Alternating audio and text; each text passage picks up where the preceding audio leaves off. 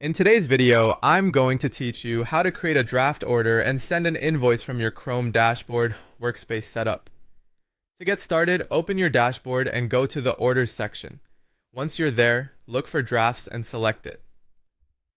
This area is where you can manually build an order before it's finalized, which is especially useful when you need to prepare a custom purchase, review details carefully, or send a payment request directly to a customer.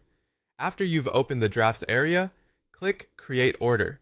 This will open the Order Layout panel, where you can begin filling in the order information. Start by adding the products that belong in the order.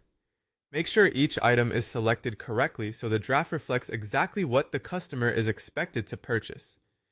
As you add products, take a moment to review quantities, pricing, and any visible order details to avoid mistakes before the invoice is sent. Next, populate the customer contact data in the same layout panel. Enter the customer information requested by the form, making sure everything is complete and accurate. This step is important because the invoice notification will rely on these details to reach the correct recipient and display the order properly.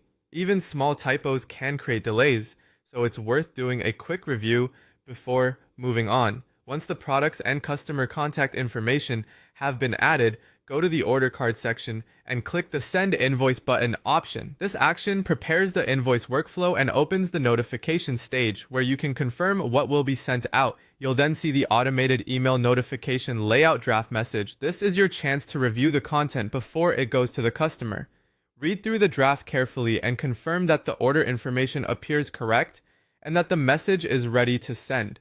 The system usually formats this automatically, which helps save time, but it's still a good habit to check the final version so you know exactly what the customer will receive. When everything looks correct, click Send Notification.